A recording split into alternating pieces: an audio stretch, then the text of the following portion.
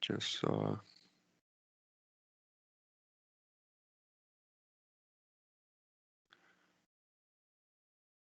Tá, então... Primeiro eu vou falar de mais ou menos da ideia de como vai ser essas aulas, né? Como vão ser essas aulas. E aí depois eu vou falar rapidamente como é que vão ser as outras. Talvez eu devia ter falado isso antes de gravar, porque para gravação talvez não faça muito sentido. Mas enfim. Isso aqui é um GitHub, inclusive eu vou mandar aqui no chat, caso alguém queira dar uma olhada. É aqui que eu vou estar colocando as aulas, né, gravadas, e exercícios, material extra e tal. Então, a ideia é ter tudo organizado bonitinho e em ordem, né? Na ordem que a gente está fazendo as coisas. Então, mesmo para quem não assistir às aulas, quiser ver os exercícios, tá? Ou vocês que estão assistindo às aulas, né, para terem todos os exercícios sempre aqui. Então, a gente já tem aqui a introdução. Aqui eu vou botar o link da aula, né, e alguns exercícios. Então, explicando rapidamente qual a ideia, né, desses exercícios. De fixação, normalmente vão ser ou exercícios que eu vou dar a ideia do exercício aqui, ou não necessariamente a ideia do exercício, mas a ideia ah, principal do algoritmo, né, do que vai ser utilizado. E aí a ideia é que vocês consigam resolver esses exercícios com o conteúdo da aula, né? Assim, conseguir resolver, claro, né? Pode pedir ajuda também, né? Não precisa fazer tudo sozinho, até porque por exemplo, esse primeiro aqui, ele não é tão fácil assim. Os exercícios intermediários, como o nome diz, né? Tá no meio termo ali. Não é exatamente de fixação, tá? Então vai ser um pouquinho mais difícil, mas não é impossível. E aí esses difíceis, bom, são difíceis, né? Então, dando exemplo, esses aqui, por exemplo, se você vai usar a MinQueue, né? Que é a estrutura que a gente vai falar hoje, esse aqui também. Esse aqui vocês vão usar o set e a solução, a parte principal da solução são essas estruturas. Nessa aqui, nesse difícil, por exemplo, ele é uma ADP. Só que se você fizer só ADP, você toma até ali. E aí você tem que fazer a ADP de forma iterativa para otimizar a transição da ADP. E para você otimizar a transição da ADP, você tem que usar uma MinQueue. Inclusive, esse programa é muito legal. Eu recomendo vocês darem uma olhada. Ele é da competição do Facebook, da Hacker Cup. Então, bem divertido. Enfim, a maioria dos problemas que eu vou escolher aqui para os exercícios vão ser Codeforce e Zcoder, né? Porque são os judges, melhores judges que tem. Pode ser que eu acabe botando, às vezes, um problema ou outro de outro juiz, por exemplo, esse aqui. Porque às vezes tem alguns assuntos que é difícil de achar problema. Então, né? Aí não tem muito o que fazer. Mas vocês podem tentar sempre fazer os que são do Codeforce e Zcoder e deixar isso por último, né? Acho que não tem problema. Mas é só para ter mais exercício mesmo, para caso alguém queira treinar bastante esse conteúdo, né? Então, vamos voltar aqui. Qual é a ideia que a gente teve? Isso aí pode mudar, né? Dependendo do feedback de vocês, ou se a gente tiver uma ideia melhor. A ideia é a gente pegar algum assunto e dividir ele em 3 semanas. As 2 primeiras semanas a gente vai passar mais teoria. É claro, a gente vai dar ideia de alguns exercícios, né?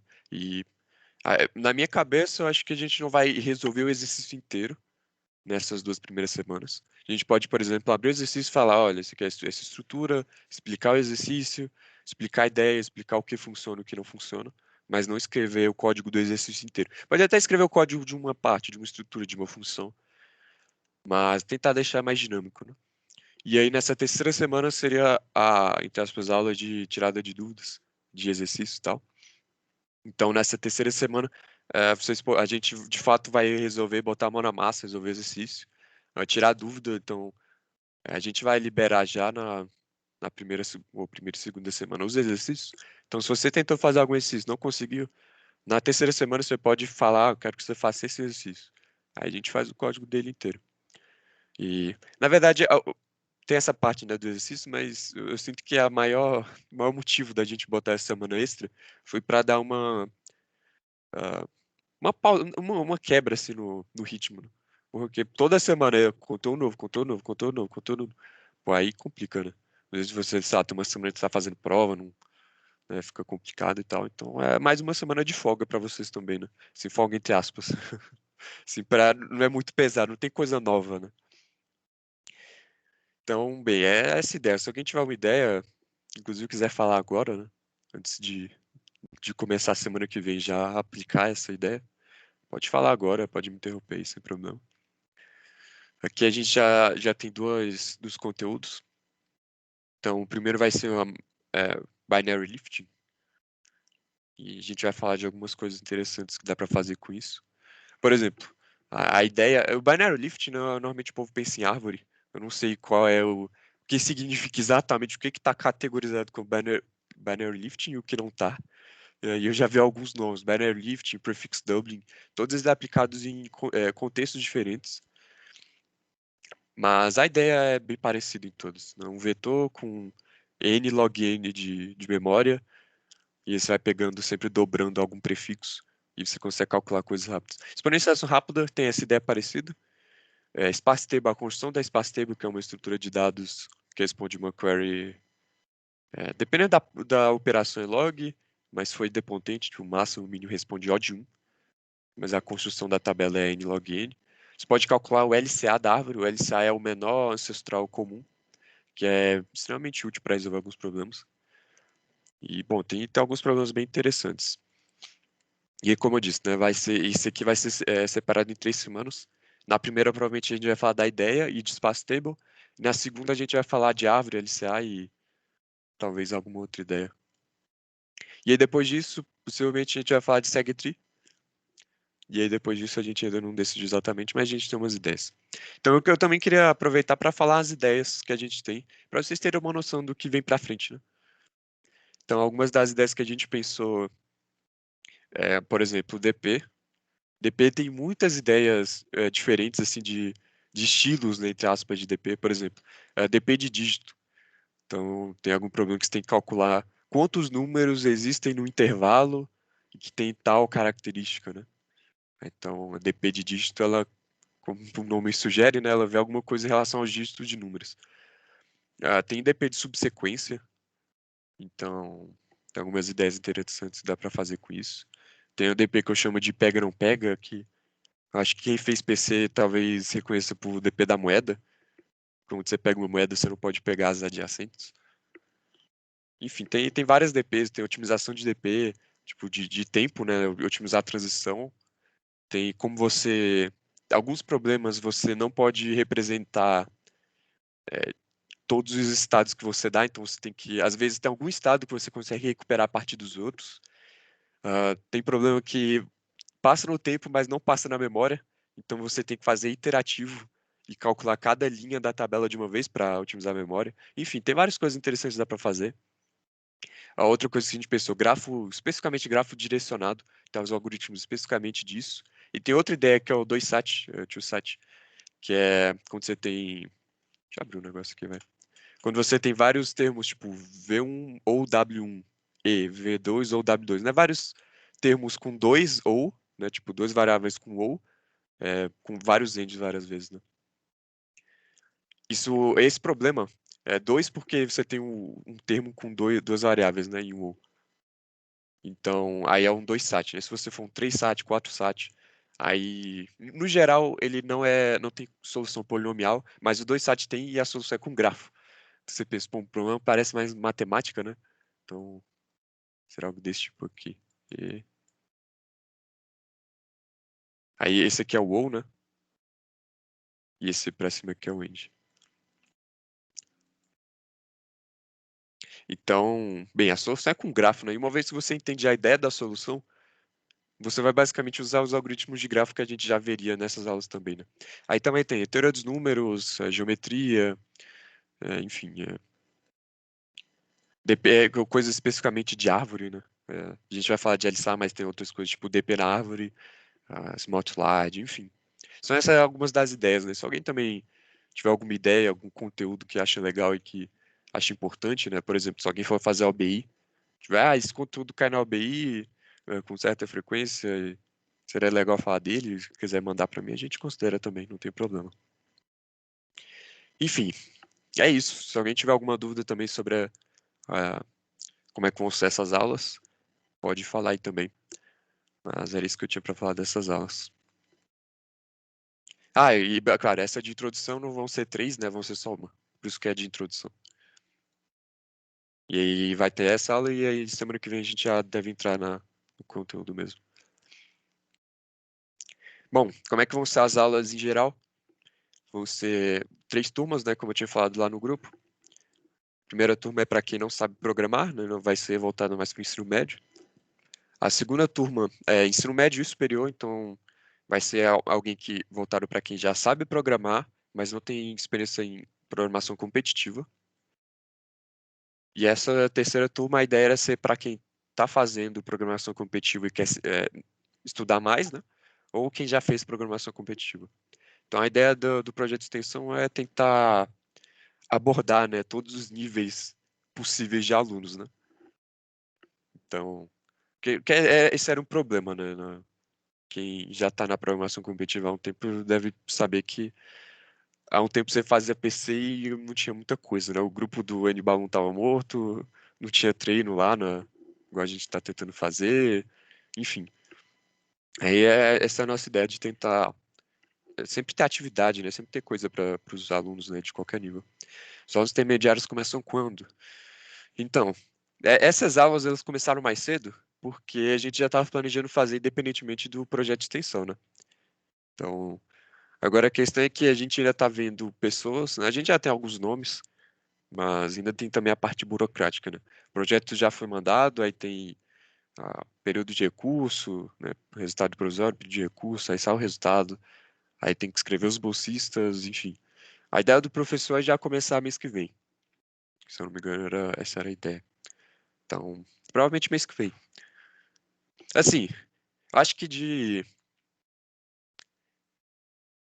a ideia é abril, mas eu acho que da metade de abril não passa. Se não começar em abril, da metade de abril não passa. Eu vou chutar isso. Mas né? E aí, bom, como eu disse, né? Vai ser um projeto de extensão, vão ter várias atividades, né? Cada nível desse vai ser uma atividade. E aí não precisa ser da UNB, então, se vocês conhecerem gente de fora, quiserem participar também. De ensino médio também, né? Podem chamar. Bom, é isso. Alguma dúvida? Uma pergunta, questionamento, comentário?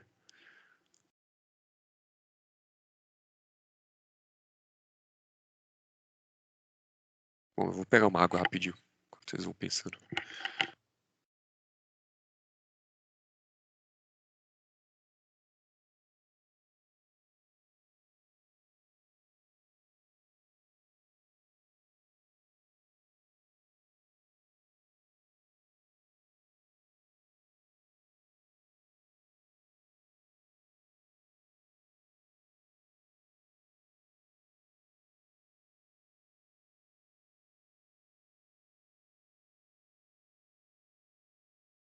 Bom, C++, sim. Vão ser... quer dizer, essas de avançados com certeza vão ser. As iniciantes eu não tenho certeza. Boa pergunta, provavelmente, né? Provavelmente. Ah, como as aulas vão ser mais tranquilas, né? O nível vai ser mais tranquilo. Com certeza o nível vai ser mais tranquilo que PC, né? Que é a matéria PC. E em PC a gente já tá dando em C++, né? Então acho que nos outros níveis vão ser mais fáceis de trabalhar com C++, né? Ensinar C++, porque vai ser mais tranquilo, né? O ritmo vai ser menor. Então eu diria que sim, mas eu não tenho certeza absoluta. Eu não sei se tem algum professor aqui, eu acho que não, né? Acho que não. Bom, então, ah, vamos lá. Se alguém quiser também falar alguma coisa, se tiver alguma dúvida, quiser comentar qualquer coisa, pode me interromper, não precisa. Pode levantar a mão também, eu provavelmente vou ver, tô deixando aqui no cantinho o Teams. Mas pode me interromper sem problema. Então vamos lá. A ideia dessa aula de hoje Eu vou porque, bem, vocês devem ter percebido, a gente vai falar de coisas, de algoritmos mais complicados, estruturas de dados mais complicadas, né? Coisas um pouco mais específicas. Mas não significa que se um problema parece difícil, ele vai precisar de um algoritmo ou uma estrutura de dados difícil. Na verdade, as coisas já que a gente já tem de graça, né, da biblioteca STL, elas são muito úteis e dá para resolver muito problema legal só com isso. Então, o que que a gente vai falar hoje? Isso é, entre aspas, falar de set, a estrutura de mediano, pilha de mínimo e fila de mínimo. Quem já fez PC deve ter visto a pilha de máximo. E quem fez PC semestre passado, eu devo ter comentado da fila de máximo também. Mas aqui a gente vai ver de fato como é que é e olhar os problemas. Então, set. A implementação do set na STL é uma árvore binária de busca, como vocês devem saber. Então, seção, busca, emoção, tudo em odd log n. É extremamente útil isso, né? Porque não só a questão de você saber se o elemento está lá em odd log, né? Mas até a questão da estrutura em si. Às vezes você quer um vetor que você quer apagar elementos. Só apagar. Você não quer sempre manter ordenado, você só quer apagar. Só que, como é que você vai fazer isso, né? Se você tem um vector, você apaga o elemento, no pior caso é odd log, ou odd n. Porque você apaga um elemento, você vai ter que transladar todos os outros elementos na direita dele para a esquerda. Se você tem uma lista encadeada, aí beleza, a remoção vai ser odd 1, né? Porque você remove o elemento e modifica um ponteiro. Ou dois, né? Se for duplamente encadeado. Só que você achar um elemento vai ser odd n, né? Porque na lista, os elementos não estão contíguos na memória. Então, para você achar um elemento, você vai ter que ir lá no primeiro. Aí no primeiro achar o ponteiro do segundo, aí pro segundo. Achar do terceiro, aí vai pro terceiro. Até ir pro que você quer. Então, como é uma árvore, né, a gente não vai ter exatamente esse problema. Então, achar como a árvore sempre vai estar balanceada, achar um elemento, no pior caso, é ir para uma folha que vai ser log. E remover um elemento é tirar um elemento da árvore.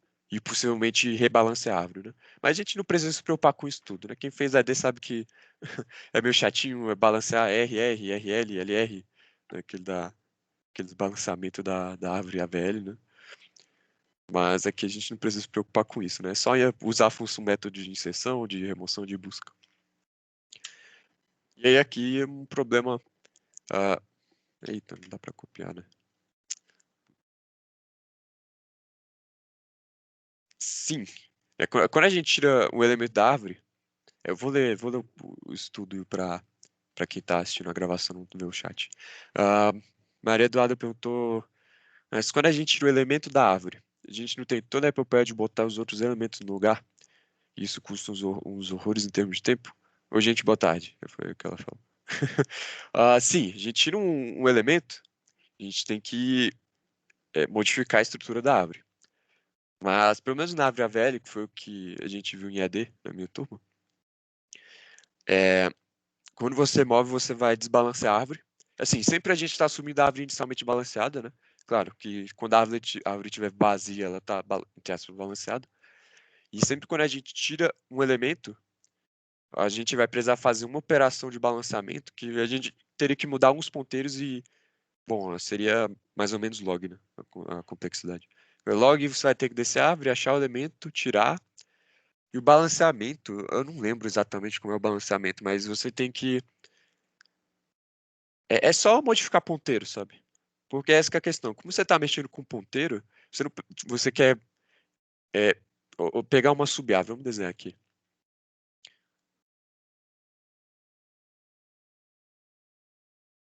Ah,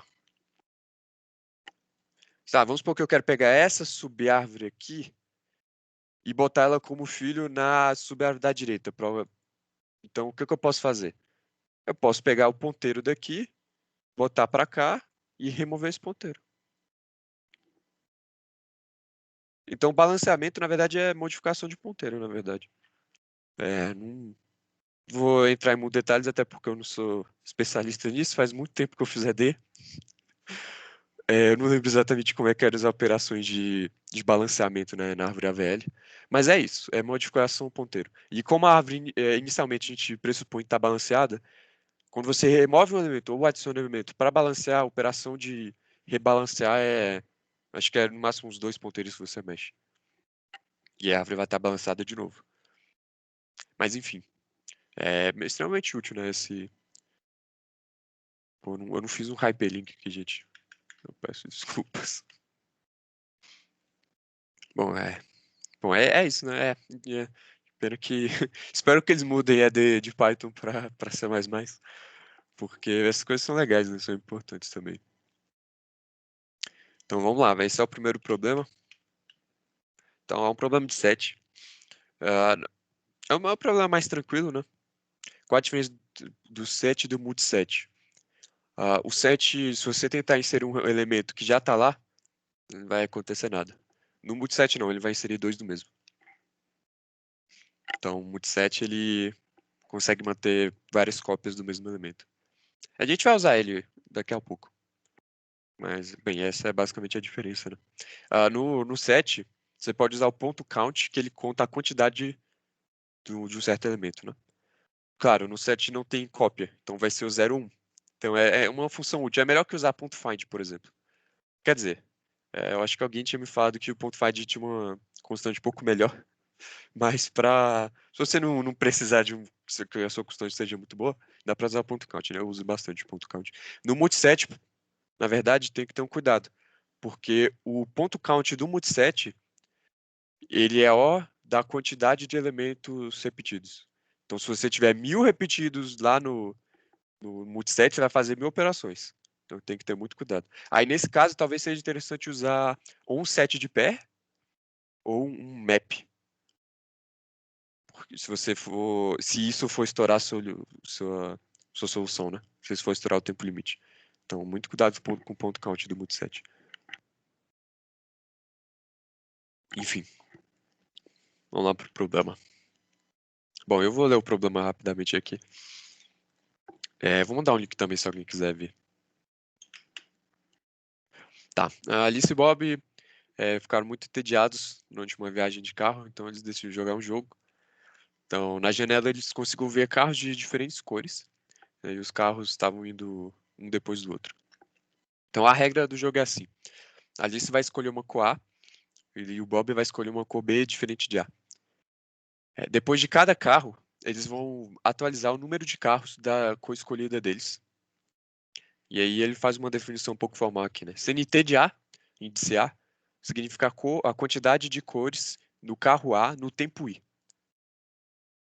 E CNT de B é a quantidade de cores do carro B, né? Então, se a quantidade de A do A, né, do tempo I for maior que a quantidade do B no tempo I para todo I, então o vencedor é a Alice. Caso contrário, se a quantidade do B no tempo I for maior ou igual à quantidade do A no tempo I para todo I, então o vencedor é Bob. Caso contrário, é empate. Então, veja que sempre a lista ela tem que estar maior, né? A quantidade da lista tem que estar maior. Se for maior igual, se for igual, né? Então, a gente está nesse caso aqui. Então, Bob conhece a cor dos carros que eles vão encontrar. Todas as cores, né? E, bom, a Alice vai já escolher a cor, o Bob quer escolher uma cor B para ele ganhar um jogo, né? O problema clássico do Code Force, né? Tem um jogo que ele quer escolher de forma ótima para ganhar um jogo. Então, se tiver qualquer múltiplas soluções, pode escolher printar qualquer uma. Se não tiver nenhuma cor que faça o Bob ganhar, então printa menos um. Alguém tinha levantado a mão? Pode falar. Eu tinha, mas eu não sei se eu tô mongolando, mas Ah, tipo, se obrigatoriamente para Alice ganhar o A tem que ser maior que o B, e caso contrário o Bob ganha, como é que vai ter empate? é, dá pra acontecer, por exemplo, algo desse tipo aqui. É porque aqui a quantidade é para todo I, né? Então pode ser que, por enquanto, o A tá maior, e aí de repente o A deixa de ser maior, né? Então, Ah, por só. exemplo, esse caso aqui. Então aqui, né, B, cor A e B. Então, inicialmente, a gente vai ter mais A do que B. Nesses três primeiros, I igual a 1, I igual a 2, I igual a 3. Só que isso aqui o I tem que ser maior para todo, o A tem que ser maior que o B para todo I. Aí aqui a gente vai ter B, B, B, B. Então, nesse caso, no último aqui, tempo, a gente vai ter que o CNT de A é menor que o CNT de B. Então, isso aqui não está satisfeito. Então, a Alice não ganhou. Só que isso aqui está satisfeito? Não. Por quê? Porque no começo, o B não é maior ou igual a A. Na verdade, o B é menor que A. Então, nenhum deles ganhou. Saquei, Certo? saquei. Eu não tinha entendido que era pra tudo ir. Obrigadão. Beleza. Então, vamos para os limites do problema. A, a gente tem um N entre 1 e 10 a quinta, que é o número de carros, e o A, que é a cor escolhida pela Alice. Então, a gente vai receber N inteiros, que vão ser essas cores, né, que vão ser os carros, né, que a gente vai ver. Então, aqui, ele tinha representado por letra, mas na verdade aqui ele representa por número. Então, a cor da Alice é 1, e aqui essas são a- as cores, né, na ordem que aparece. Então, pera, deixa eu só ver uma coisa aqui.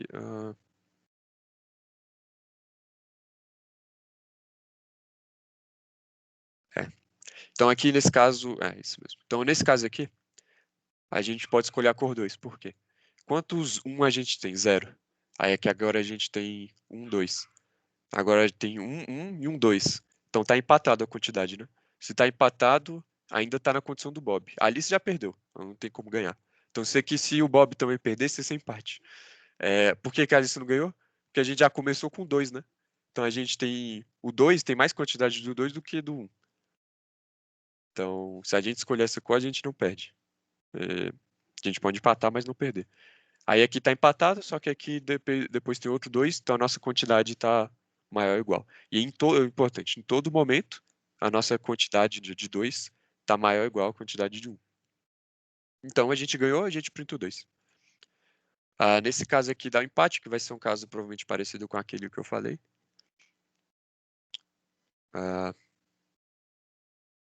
Pera, é empate ou é... Não, na verdade isso aqui... ele pede para printar a cor que ganha, né? Então se for empate ou derrota é -1. Na verdade isso aqui é derrota. Ah, porque ela vai ganhar 2. E aqui eu só tenho. Qualquer cor que eu pegar, eu só tenho um, né? E ela pegou esses dois no começo. Então, qualquer cor que eu escolher, a cor dela vai ser maior que a minha em qualquer I. Então aqui eu perdi. E isso foi empate, também deve printar -1, né? Bem, aí esse último caso, a cor dela é 10, não tem nenhum 10, né? Então qualquer cor que a gente escolher ganha. Inclusive aqui ele printa 4, né? Porque as cores vão até 10 a sexta, né? Então, bom. Então, qual a ideia dessa solução, né? Vamos supor que a gente mantém um vetor, um map, que mantém a quantidade de ocorrências de cada número, de cada cor. Se a cada i a gente tentar atualizar a quantidade de ocorrências de todas as cores e ver quais cores já perderam, quais cores ainda estão no jogo, né, ou seja, quais cores a gente não deve pegar, então isso vai ficar O de n vezes a quantidade de cores, que é 16. Então isso não passa. Então a coisa interessante aqui é perceber que é, você não precisa verificar quais cores já perderam em todo o i. Você só precisa verificar quais cores já perderam quando você atualizar essa cor. Então, por exemplo, se você for. é, Vamos fazer um exemplo aqui, vai.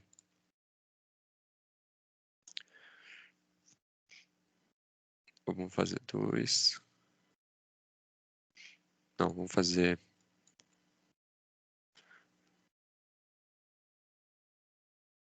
Na verdade. hum, vamos supor que a cor que ele escolheu é 1.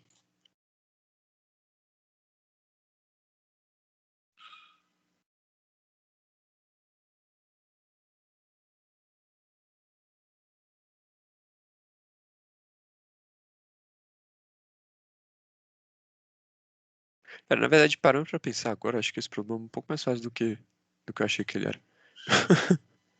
Mas, enfim, vamos continuar com a ideia aqui, né? Importante é ilustrar o set. Na verdade, fazer o contrário. Ah, não, tá certo, é isso mesmo. Porque você pode... Não, tá certo, é porque você pode não ganhar, né? Você pode empatar, então... não é tão fácil quanto eu achei, não. Só uma confusão aqui, gente, foi mal. Então, vamos lá. Vamos fazer aqui a quantidade dos elementos aqui, né? Então, vou fazer a CNT de 1, por enquanto no 0, e CNT do 2. Então, o que eu tinha pensado aqui, quando estava pensando nesse exemplo, se você tiver, por exemplo, um 2 no começo, a Alice já não tem como... Se a gente escolher essa cor 2, a Alice não tem como ganhar. Porque nesse I, a quantidade de 1 vai ser menor que a quantidade do 2. E se começar com 1, o que vai acontecer? Qualquer cor que a gente escolher, nesse I, a quantidade do 1 vai ser maior. Mas, ainda tem a questão do empate, né? Quando começar com... na verdade, ainda tem a questão do empate. Quando começar com 2. Porque, teoricamente, eu posso ganhar, mas eu ainda posso empatar. Então, na verdade, ver se a derrota... ou se não é possível ganhar é fácil. Se tiver 1, a gente não ganha mais. Mas ainda tem a empate, né? Então, vamos manter a contagem aqui. Então, nesse I, a contagem é essa. Então, deixa eu arrastar isso um pouco. Então, watch.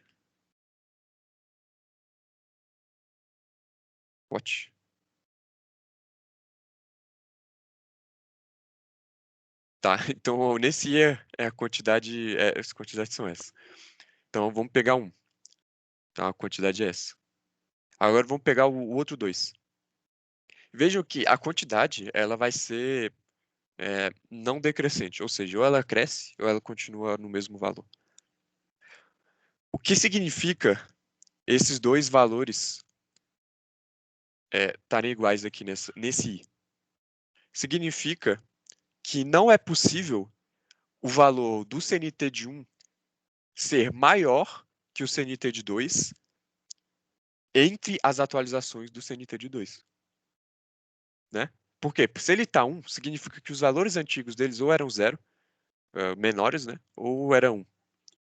E aqui, nesse 1 aqui, nesse primeiro 1, foi a primeira vez que eu atualizei. Então, dessa primeira atualização para essa segunda que virou 2, eu comparo esses valores. Se esses valores aqui forem... Se o CNT do 2 for maior ou igual ao CNT do 1, então qualquer valor entre as atualizações, isso aqui vai ser verdade. Certo? Faz sentido? Porque esse valor não atualizou, porque a gente sempre está olhando só quando a gente atualiza o valor. E esse valor que só aumenta, ou continua o mesmo, ele não pode diminuir. Então, se aqui é 1, então ou antes era 1 ou antes era 0. E esse valor aqui, como eu só olho quando eu atualizo, quando ele não atualizou, o valor é sempre 1. Então, se aqui é 1 e aqui é 1, então é maior ou igual. Se aqui é 1 no 2 e aqui no 1 é 0, então é maior. Então, a gente não precisa olhar se deu errado em todo I para todo número. A gente só precisa olhar se deu errado quando a gente atualiza. Então, a minha solução para esse problema foi o seguinte. Eu fiz um set de pares. Você pode fazer um map também, né? Mas a implementação do map é um set de par. E ele tem algo mais alto nível, né? Umas funções mais alto níveis para você modificar as coisas. Mas quando eu codei, eu não sei porque eu fiz um set de pair. E aí você mantém o número e a quantidade de vezes dele. E aí toda vez que você for atualizar o número, você vai lá no set, pega o par e você faz essa verificação que a gente fez agora. Só para ele. E aí você vê, se ele não for possível, o que você faz? Você tira ele do set. Então, no momento que você tira ele do set, você sabe que ele não é mais uma resposta possível para você ganhar. Então, nesse caso aqui, a gente não vai retirar. Mas, por exemplo, se aqui no lugar de 1 fosse 2, então, opa, deu errado aqui, né? Esse 2 é maior que 1. Então, a cor 2 não é mais possível, a gente tira do set. Então, por quê? Porque pode ser que lá na frente a gente tenha esse 2, 2, 2, 2, 2. E aí a quantidade do 2 vai ser maior que 1. Mas isso tem que ser verdade para todo i.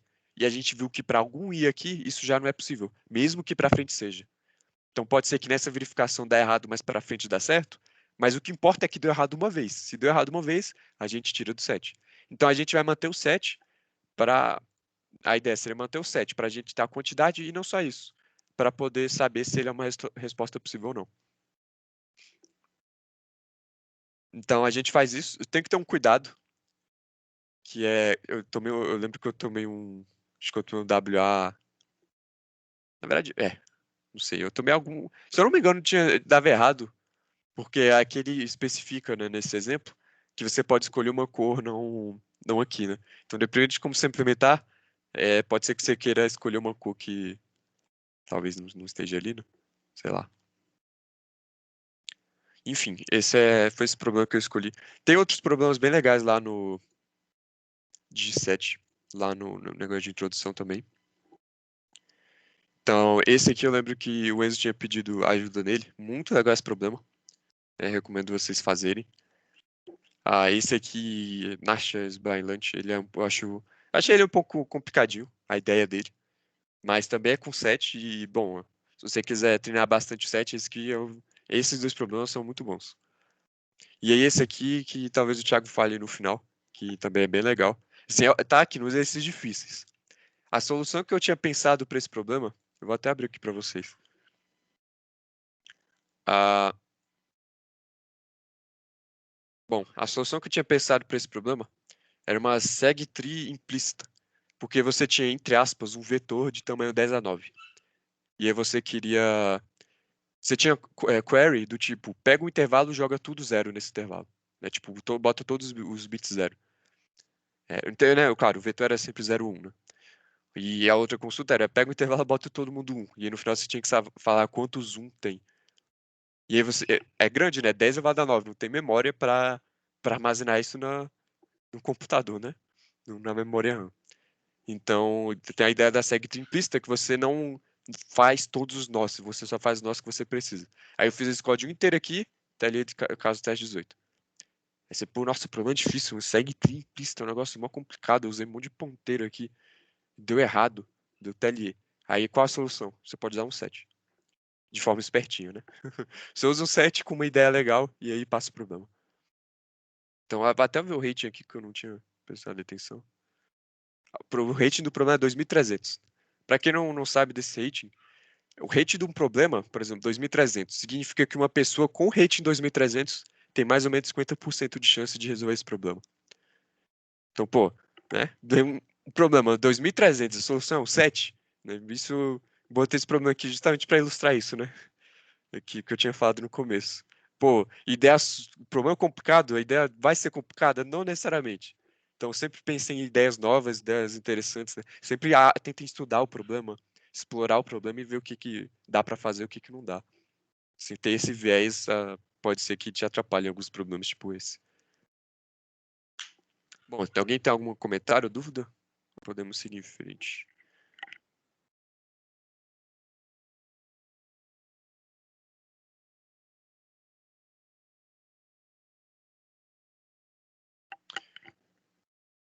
Bom, sem comentários, então vamos lá. Acho que na verdade, acho que esse não foi o melhor problema de exemplo. Mas a gente tem um outro exemplo de set aqui, voltando para a nossa apresentação. Esse problema foi mais para... Eu queria botar esse problema mais para aquecer, né? Para o set, o que o set faz, as operações. E agora aqui a gente vai usar o set. Então, mediana. A gente quer, motivação disso aqui é o seguinte, a gente quer uma estrutura de dados que suporta duas operações. Adicionar um elemento em log n e encontrar a mediana, né, no caso, encontrar a mediana de todos os elementos que foram adicionados em log n também. Assim, claro, eu botei log n, se você conseguisse em log 1 seria melhor ainda, né? Mas eu botei log n que já é um spoiler do que a complexidade final do que a gente vai fazer vai ser essa. Então, antes disso, o que a gente vai considerar uma mediana, né? Se a quantidade de elementos for ímpar, vai ser o elemento do meio, né? Como se a gente pegasse todos os elementos, botasse no vetor, ordenasse e pegasse o elemento do meio. Se a quantidade for par, aí o meio, né, vão ser dois elementos. Então, classicamente, matematicamente, a mediana normalmente é a média, né, dos dois elementos do meio. A gente não vai fazer isso, a gente vai pegar o elemento da esquerda. Dá para fazer tranquilamente, modificar o que a gente vai fazer, para pegar essa outra mediana, né, que é a média dos dois do meio, quando for par. Mas a modificação não é difícil, né? Se vocês entenderem essa ideia, fazer essa modificação é fácil. E para o problema que a gente vai ver, a modificação, ou essa mediana que a gente vai fazer agora é o suficiente. Então, vamos supor que a gente tem N elementos. Então, qual vai ser a ideia, né? A gente vai manter dois sets, um com N sobre 2, os N sobre 2 maiores elementos, e o outro com o resto. Então, o que que acontece se a quantidade for ímpar, né? Não dá para dividir certinho. Então, esse N sobre 2, ele vai ser o chão, né, da divisão. Então, por exemplo, se for 5, esse N sobre 2 vai ser 2. Então, um set vai ter dois elementos, que são os dois maiores elementos, e o outro set vai ter o resto, que são os três menores elementos. Então, quando for ímpar, sempre a gente vai querer que o set dos menores elementos tenha um elemento a mais, quando for ímpar. Quando for par, a gente quer que os dois elementos tenham a mesma quantidade, ou seja, cada um metade. Por que que a gente quer isso? Daria para fazer sempre ou às vezes um set com mais elementos e depois o outro set com mais elementos, daria, né? Mas isso vai facilitar um pouco o nosso código. E, bom, o que é adicionar um elemento nessa estrutura? Bem, a estrutura é basicamente dois sets, né? Ou dois multisets. Adicionar um elemento vai ser basicamente adicionar um elemento em algum dos sets, né? Então, esses dois sets, basicamente, eles vão conter todos os elementos. Então, a gente ou vai inserir no da esquerda ou no da direita. E balancear os tamanhos. Vamos supor que eu tenho dois sets do mesmo tamanho e eu vou inserir um elemento. Bem, o set dos maiores elementos, o próprio nome diz, ele contém os maiores elementos. Então, dependendo de qual elemento for adicionado, eu tenho que adicionar no da direita. Então, eu adiciono na direita. Agora, o elemento da direita tem um elemento a mais. A gente não quer isso. Então, a gente vai ter que balancear os sets. Que significa, possivelmente, mudar algum elemento de um lado para o outro. E aí, nesse caso, isso que eu falei, a gente teria que pegar um elemento, o menor elemento do set da direita e passar para a esquerda. Não se preocupe se não estiver muito claro. A gente vai fazer uma simulação daqui a pouco. E o que significa encontrar a mediana? Ora, vamos pensar no caso ímpar, né? A gente tem um set com os menores elementos e outro set com os maiores elementos. Só que o set com o menor tem um elemento a mais. Se a gente pegar o maior elemento do set com menores elementos, esse é a mediana. De troca? Não. Porque no pior caso, a gente só vai ter que mexer um elemento dali para cá. E isso vai ser log. Então, fazer esse balanceamento, porque sempre a gente vai deixar balanceado. A gente não vai ter um caso onde vai ter 1000 elementos num lado e 0 no outro. Então, se está balanceado, a gente inseriu um elemento, então a gente ou continuou balanceado, né, melhor ainda, ou desbalanceou por um elemento. Por quê? Porque a gente só adicionou um elemento. Então, se desbalanceou por um elemento, a gente vai ter que modificar um elemento. Trocar um elemento da direita para a esquerda ou da esquerda para a direita. Então, sempre, quando a gente adicionar, a gente vai fazer no máximo duas operações de. Na verdade, a gente vai fazer uma inserção, uma remoção e outra inserção. Três operações, né? E a operação é log. Inserção, remoção, no set é tudo log.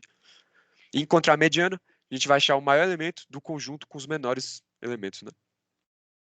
E claro, aí dependendo se você for fazer aquela mediana da média, você vai ter que olhar também o menor elemento do conjunto com os maiores. Mas de qualquer forma, ou vai ser uma operação log ou duas log, né? Não vai ficar ruim, não. Então aqui eu já falei, definir a mediana, né?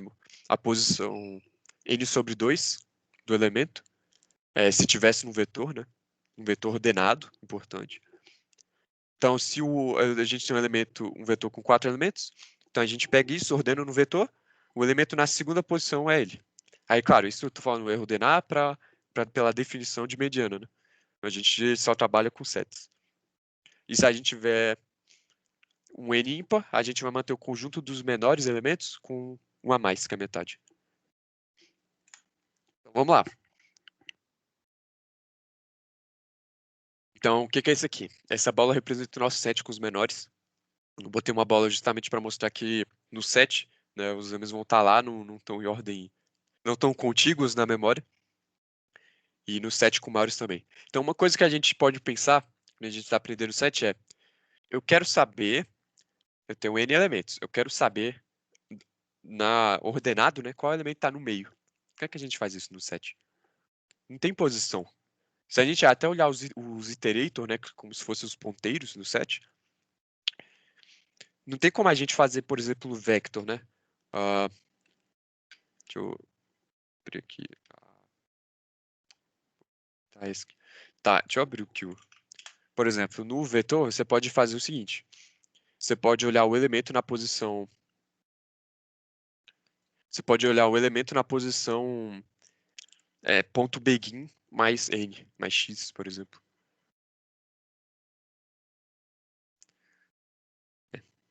Problemas técnicos. Vai. Carrega. Bom, você pode fazer algo do tipo... Vamos supor que o seu vetor é v. Você pode fazer algo, por exemplo, v.begin, que é como se fosse um ponteiro para o primeiro elemento do set, ou do set não. Como se fosse um ponteiro para o primeiro elemento do vetor. Você faz mais n sobre 2 e faz um asterisco. Então você está acessando o ponteiro nesse endereço, basicamente. Isso aqui funciona no set. Putz. Foi.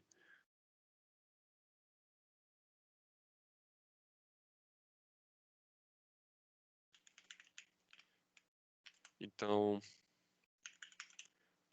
deixa eu demonstrar isso aqui rapidamente. Então, vamos botar alguns elementos aqui. E o nosso n na quantidade de elementos é 5. Então, vamos printar isso. Então, vamos pegar o v.begin, que é o primeiro, mais n sobre 2. Então, esse n sobre 2 vai ser o chão da divisão, vai ser 2. Então, v.begin mais 0 é esse, mais 1 é esse, mais 2 é esse. Então, vamos ver o que ele vai printar. Vou botar o código aqui. Então, vamos ver o que ele vai printar. Se ele rodar.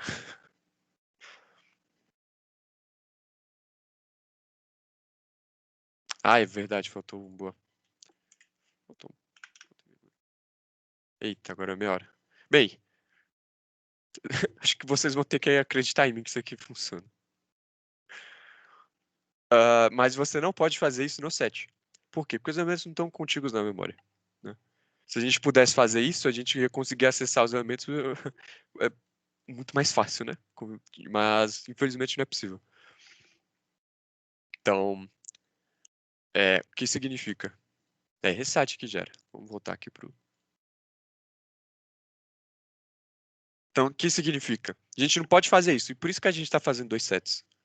Porque a gente quer achar o elemento do meio, só que a gente não pode acessar esse, entre aspas, ponteiro, né, para achar o elemento do meio. Então, eu vou tentar exemplificar aqui. Então, vamos inserir o elemento 1. Inserimos ele aqui no set. Então, lembrando, por que a gente inseriu o 1 aqui nesse e não no set dos maiores? Porque quando a quantidade for ímpar, que no caso é porque a gente só tem um elemento, a gente sempre quer que o elemento dos menores tenha mais elementos. Um a mais, né? Vamos inserir agora o 4. Inserimos o 4 aqui. Né? Agora está balanceado. Vamos inserir o 5. Inserimos o 5 aqui também. Só que, de novo, lembra o que acontece? A gente quer que o set dos menores seja maior. Maior ou igual, né? Se for ímpar, ele tem que ser maior. Mas isso não está acontecendo, então a gente tem que balancear. Quem que a gente vai jogar para cá para balancear? O 5 ou o 4?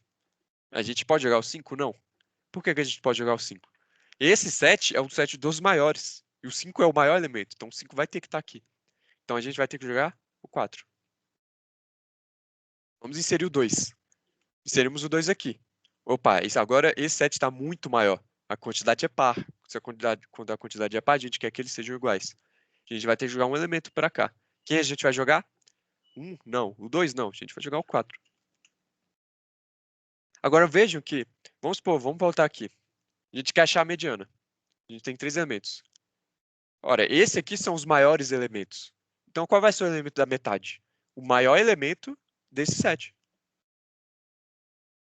Certo? A gente está basicamente pegando um vetor, a gente está tirando da metade maior e sobrando da metade menor. Só que a mediana é a metade. A gente só tem a metade menor. Então, o maior elemento da metade menor é o que está no meio, né? Alguém não consegue visualizar isso? Ou tá tudo ok?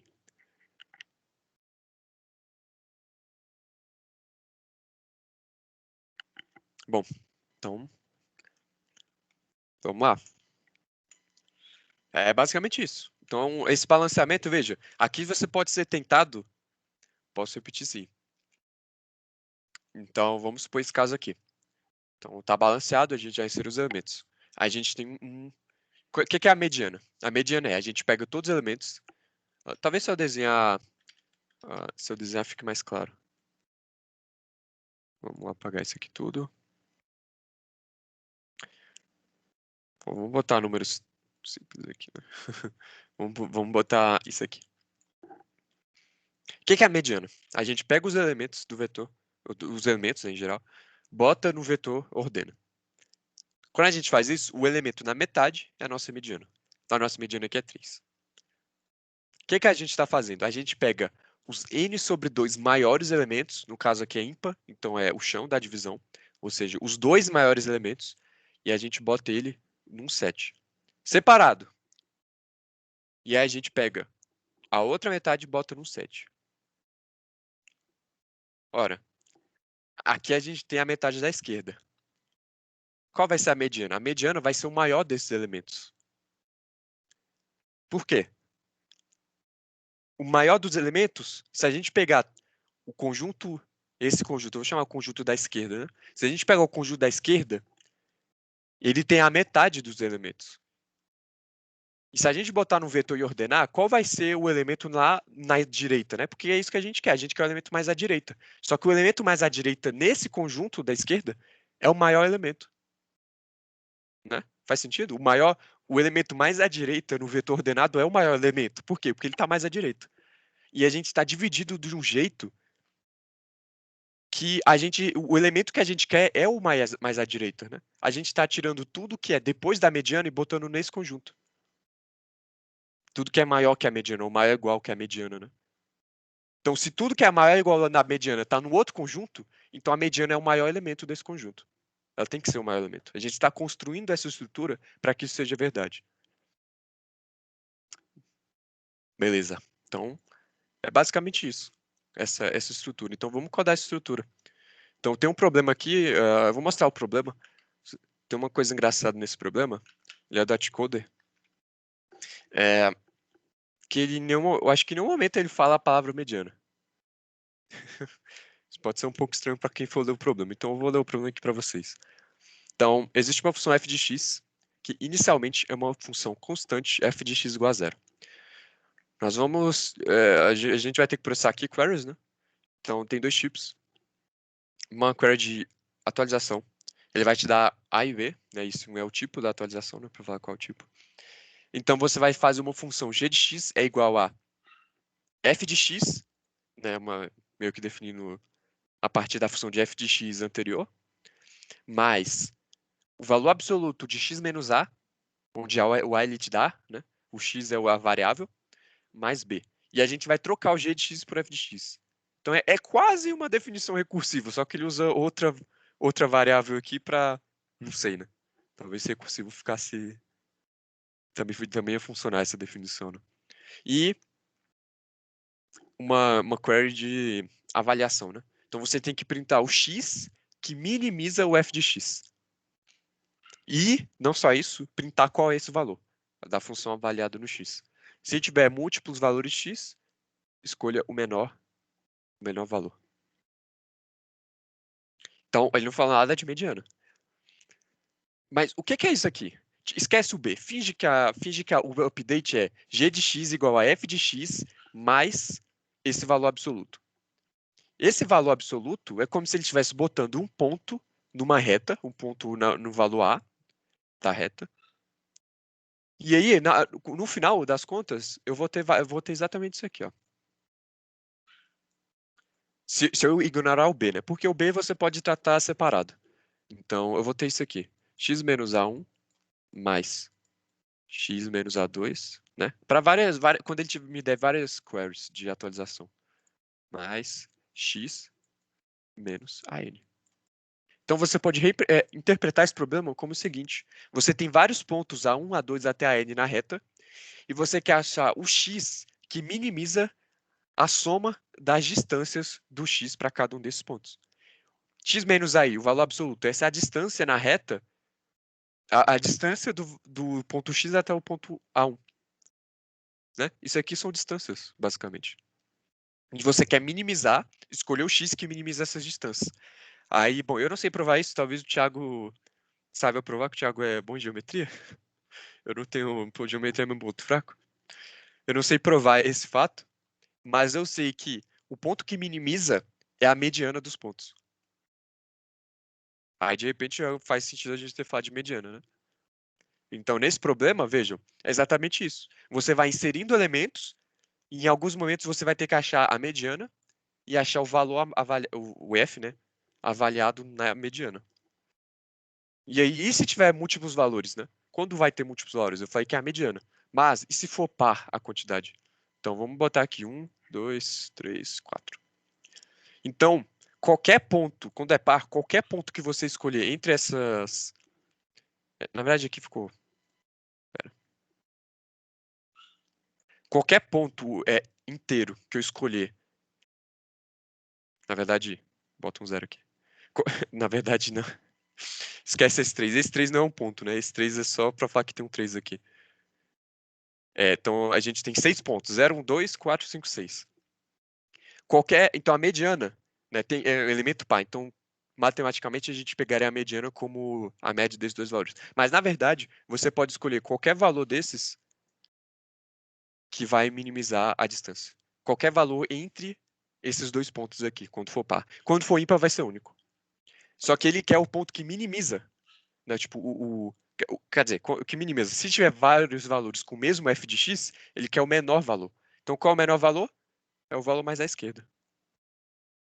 E é isso que a gente vai fazer, né? Vamos voltar aqui rapidamente para o desenho.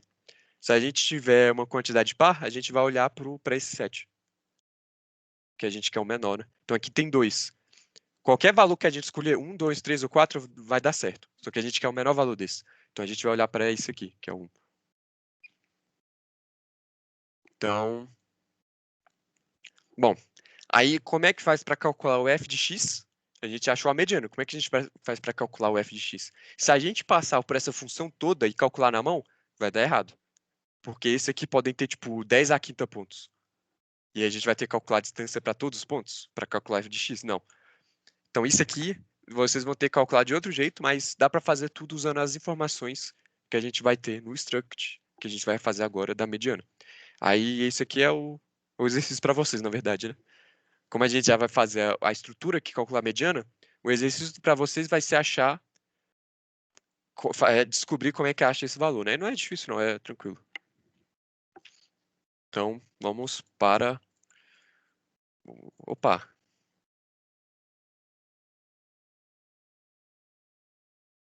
Deixar ele rodando enquanto a gente escreve o código.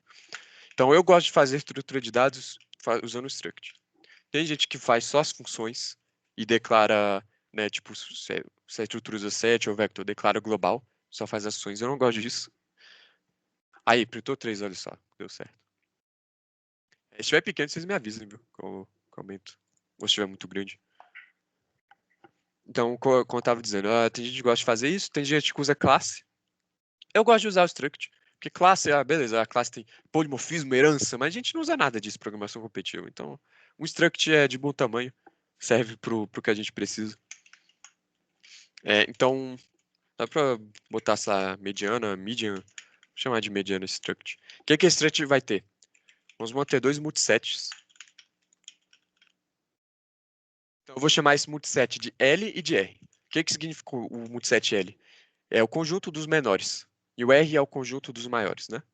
Metade maior, metade menor. E a gente tem alguns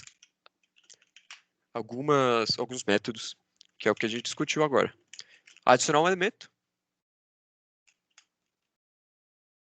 Vou chamar de query. Query vai ser o quê? Calcular a mediana. E, na verdade, aqui embaixo. Na verdade, aqui não. O que eu fiz? Opa. Vamos lá. E a outra, balancear. A mistura de inglês e português aqui. Mas enfim. Então, como é que a gente faz para adicionar? Lembrando, um set é os menores elementos e o outro os maiores elementos. Então, vamos fazer o seguinte. Então, a primeira coisa, tem um caso de borda aqui. O que acontece se o L estiver vazio? A gente insere lá, né? Vazio, então, se o L está vazio e o L, quando é par, ou quando é ímpar, tem mais elementos, então significa que o R deve estar vazio também. Então, a gente insere no L. Caso contrário, o que a gente vai fazer? A gente vai achar o maior elemento do set. Agora eu vou usar um truque, que é o seguinte. Lembra que a gente pode achar o menor elemento do set com begin. Mas os outros a gente não pode fazer essa conta que eu fiz aqui, de somar. Mas, por quê? Porque ele não está contigo na memória. Mas, tem como a gente avançar um elemento, ou seja, entre aspas, fazer um mais um, que é como se fosse isso aqui, ó. v.begin mais um. Só que a gente não vai fazer o mais um, porque dá errado. Então, peraí, deixa eu só olhar uma coisa aqui, ver se é mais alguém. Mais alguém pediu para entrar no Teams. Não. Bom, então, como é que a gente faz isso, por exemplo, né? A gente pode fazer o seguinte. L.begin, e ao invés de fazer mais um, que vai dar errado, a gente faz... Pera, né? Qual é o nome da... Nossa, me deu branco o nome da função. Pera, o voltar é previous. O A para avançar é... Enfim, eu não lembro o nome. Provavelmente é next. Talvez só olhar o código aqui rapidamente.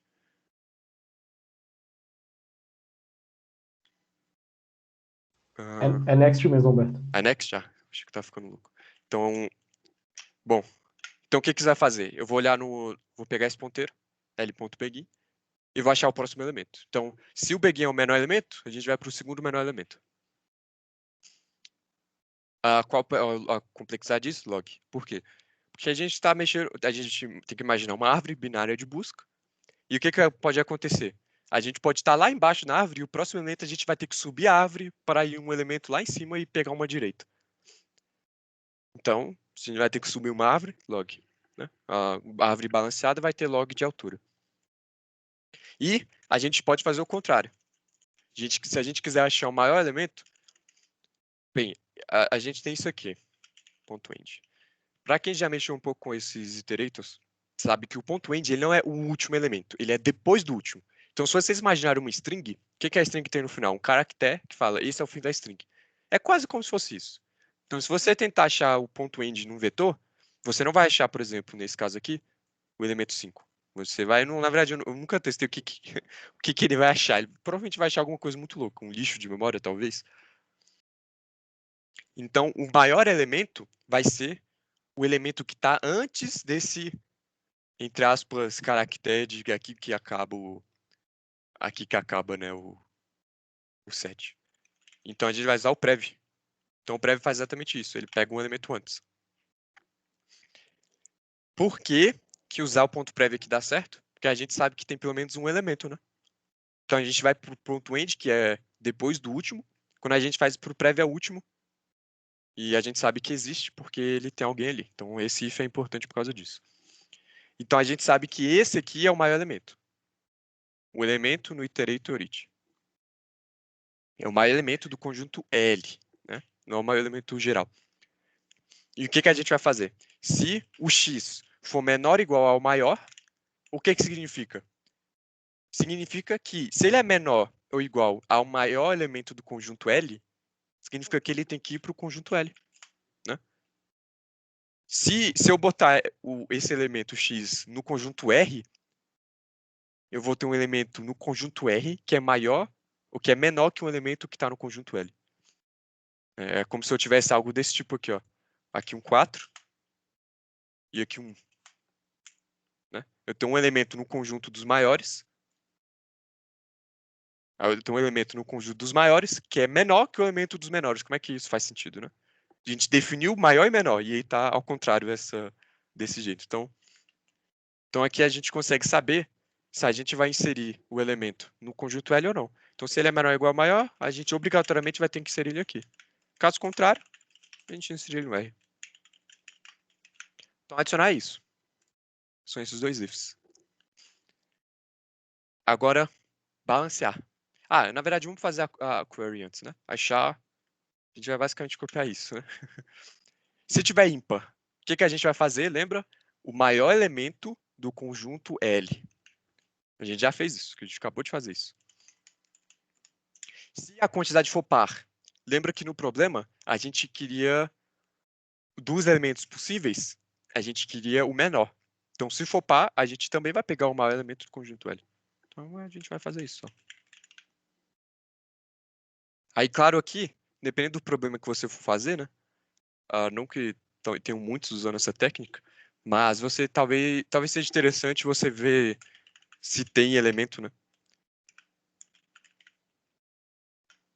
Então, se isso aqui for maior que zero, por exemplo. Aí você pode fazer um if retornar -1 se não for nada, ou botar isso a certo só para saber que, né, que tá dando certo. Então, se tiver algum problema, essa uva, em algum momento da vida de vocês, que é um juiz online meio estranho, e a entrada dele não for muito legal, então talvez vocês tenham que fazer essa verificação, né, para não tomar um RT por causa disso. Então, aqui na verdade o assert não vai ajudar, ele vai dar outro RT, mas você pode ver, por exemplo, se o tamanho for igual a zero, aí sei lá, returne qualquer coisa lá, infinito, -1, algum valor que te diga, olha, não tem ninguém aqui, né? E aí você trata isso na sua main. Mas por enquanto eu vou deixar assim. Como é que a gente balanceia? Então eu gosto de balancear desse jeito aqui. Eu faço 2 whiles. Então, enquanto o R tiver mais elementos que o L, o que a gente vai fazer? Lembrando, como a gente tinha feito lá na aula, vamos voltar aqui. A gente vai inserir o elemento 5. Então ele está aqui. Qual elemento? Esse elemento a gente vai balancear. Então esse set maior, R, é maior que o set L. Né? Tem mais elementos. Qual elemento a gente vai mandar? O 5 ou o 4? A gente vai mandar o 4. Por quê? Porque o 4 é o menor elemento, né? De novo, se eu mandar o 5 ou algum elemento que não seja o menor, eu vou ter uma contradição. Eu vou ter um elemento no set menor que é maior que um elemento no set dos maiores. Então a gente sempre vai mandar o menor elemento, do R para o L. Vou voltar para o código. Então a gente vai pegar o menor elemento, o iterator do menor elemento do R, a gente vai inserir ele no L. Claro, a gente não vai inserir um iterator, a gente vai inserir o valor no iterator, por isso esse asterisco. E depois a gente vai apagar esse iterator. Por que eu não faço isso aqui? Porque no multiset, se você botar um valor para apagar, ele vai apagar todas as cópias. Se você apagar o iterator, ele só vai apagar aquela cópia daquele iterator. Então, se você botar isso aqui, provavelmente vai dar errado. A não ser que você queira apagar todas as cópias, mas nesse problema em particular que eu mostrei, que a gente quer isso. Então é isso, né? A gente pegou o iterator do menor elemento do R, inseriu no L e apagou. Então a gente fez aquela troca. Então, depois desse loop, se o R for maior que o L, depois desse loop vai estar igual. E, na verdade, a gente não quer isso, né? Se for igual, significa que... não, na verdade, é isso, tá certo. Se for igual, é porque é par e é para ser igual mesmo. E agora, aqui tem um detalhe, né? O que acontece se o L se for ímpar, né, a quantidade, e a gente rodar isso aqui? A gente vai acabar, por exemplo, tem 3 elementos no L e 2 no R. A gente vai acabar mandando o elemento a mais para lá, né? Então a gente bota mais um. Então, se o L tiver exatamente um elemento a mais, tá ok ainda. Agora, se o L tiver 2 elementos a mais, aí a gente balanceia. Então, se aqui tiver 3 e aqui tiver 2, na verdade é o contrário, né? Aqui que é mais um. Então, se aqui tiver 3 elementos e aqui tiver 2, então vai ser 3 é maior que 3? Não. Por quê? Porque se for ímpar, o L tem que ter um a mais. Agora, se for 4 aqui no L2, aí 4 é maior que 3. Aí a gente vai balancear. Então, vamos fazer o seguinte. A gente agora, de novo, vai fazer o contrário. A gente vai pegar o maior elemento do L e mandar pro R. E a gente já fez isso parecido, né? Então, a gente vai olhar o iterator, que é antes do L.begin, ou do L.end. A gente vai inserir ele no R. Inserir o valor. E a gente vai apagar o iterator. Pronto. Então, aqui que estava faltando aqui, a gente, depois de adicionar, balancear. Se não tiver nada para balancear, o que essa função vai fazer? Vai fazer essa verificação. Opa, não tem nada para balancear. Opa, não tem nada para balancear. E pronto. Não vai fazer nada. Essa cor aqui dá mediano, que é o que a gente viu. Possivelmente no problema, você vai ter que fazer um par, por exemplo, porque você vai ter que retornar a mediana, o x, né, a mediana, e o f do x, que é a função avaliada, né, do x. Então você vai ter que retornar um pé. E aí você vai ter que fazer algum cálculo a mais. Mas essas informações, tamanho e os elementos, esses elementos que a gente, né, a mediana em si, são suficientes para resolver essa segunda parte do problema. Então vamos fazer um teste aqui, né? Se alguém tiver alguma sugestão de teste também, então vamos declarar a nossa mediana aqui. Vamos adicionar só o elemento 1, o elemento 5 e o elemento 4. E aí vamos printar isso aqui. Então vamos ver primeiro se ele vai compilar, né? Se eu não cometi nenhum erro aqui.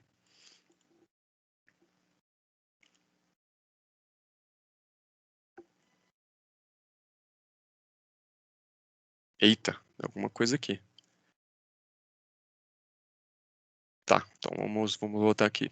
Então a gente tem dois multisets. Ah, tá. Aqui é se o tamanho for 0, né? Se não tiver ninguém, a gente insere aqui. Vamos lá.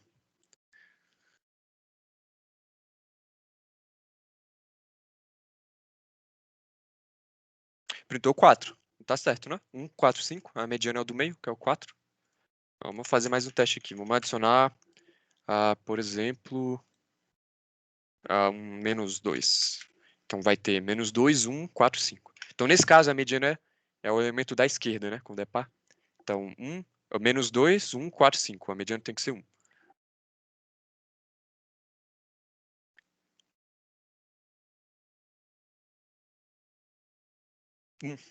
Então aparentemente está certo. Bom, esse código aí, para vocês verem, né? Esse código ele não é particularmente complicado, né? Quando a gente estiver falando de estrutura de dados mais complicadas, aí tem umas ideias mais complicadas, um código mais difíceis e tal. Mas aqui é o multiset. Aqui você adiciona só olhando esse elemento. Então é só dois ifs. Se um if em um você adiciona num, caso contrário no outro. Balancear é só esses dois whiles. Possivelmente dá para modificar isso por if. Porque você nunca você vai ter um caso onde um elemento tem tipo 10, um conjunto tem 10, o outro tem 2, né? Porque você sempre vai estar balanceando, né? Então sempre vai mudar por um. Eu botei isso aqui, botei esses while, sei lá por quê, né? Provavelmente dá pra mudar por um if e não vai causar nenhum problema. Então, se você mudar para um if, aí talvez fique mais claro que isso aqui é log, né? E claro, dá pra mudar por if porque você sempre está balanceando, né? Isso aqui também é só verificar no set.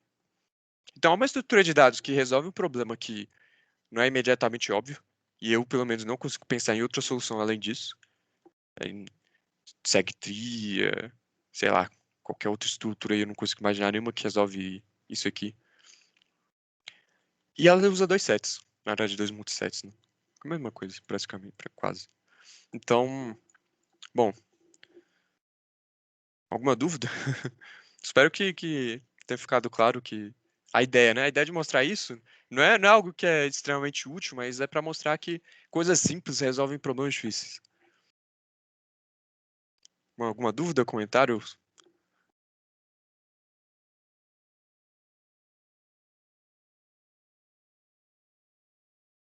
Tem uma função no C++ que você consegue acessar o último elemento de um set sem usar o prévio .end. Ah, é verdade, eu lembro Tem o disso. rbegin. Não, só sendo chato aqui. Ah, tranquilo, é verdade. Pior que me falaram uma vez disso e eu apaguei da minha memória. Mas é porque eu tenho o costume de usar já o prévio com ponto .end, né? É o back, ponto .back? Como é que é? É rbegin. Ah, é verdade, o rbegin, né? Que é verdade. É, bem, se você for codar isso aqui e usar o rbegin, dá pra usar também. Bom, então, se ninguém tiver mais dúvidas, vamos avançar.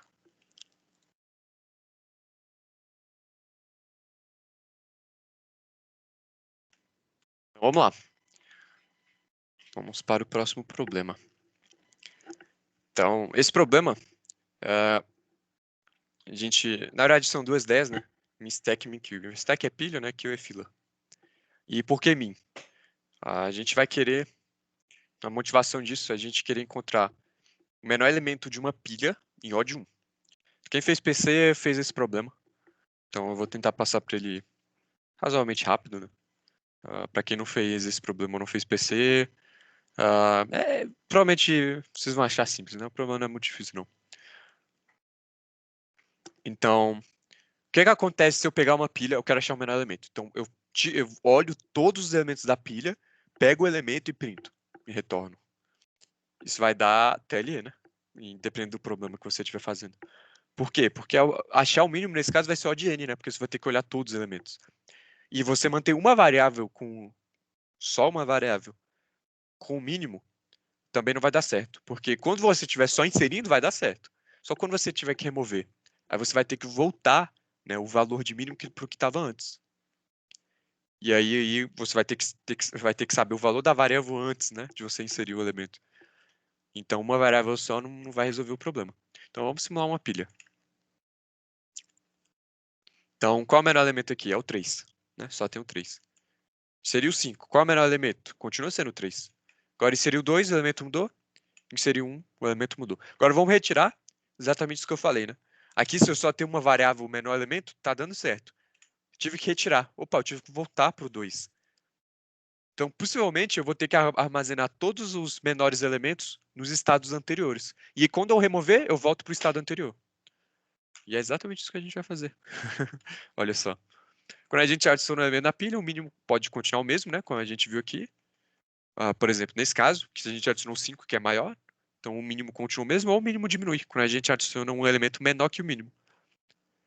Então veja quando o mínimo ou ele continua o mesmo, aí continua o mesmo, a gente não precisa fazer nada. Quando diminui, ele sempre vai ser igual ao valor que a gente acabou de inserir, né? Se a gente inserir um elemento menor, ele vai modificar, ele não vai modificar para um valor mágico. O menor elemento vai ser um elemento que a gente acabou de adicionar, né? E com ao remover, a gente volta para o estado anterior.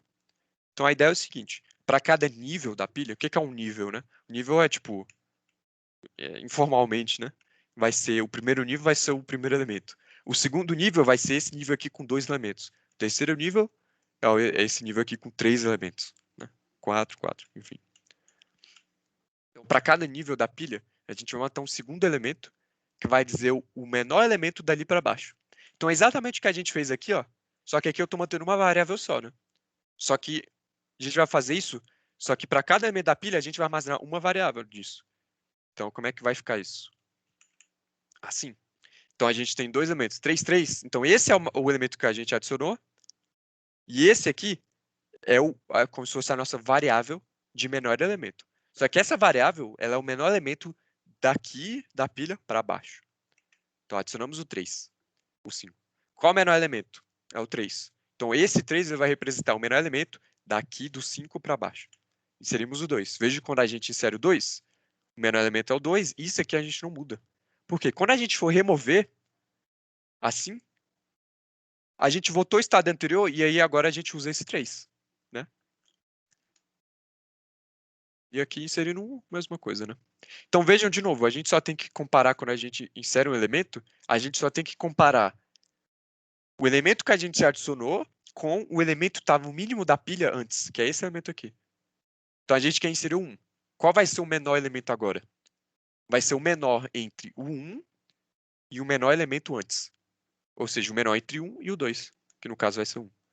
E nesse caso aqui, a gente quer inserir o 5. Qual é o menor elemento? O 5 ou o 3 que já estava antes? O 5. Ou o 3, quer dizer. O 5 é maior. Então é isso.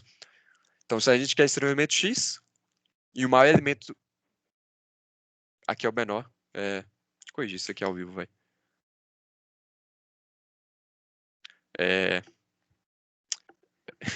Estavam com max queue. Assim, aqui eu tô falando tudo em mínimo, mas você pode aplicar exatamente a mesma ideia para uma max queue ou uma max stack, né? Para calcular o maior elemento, né? É exatamente a mesma ideia. Ó,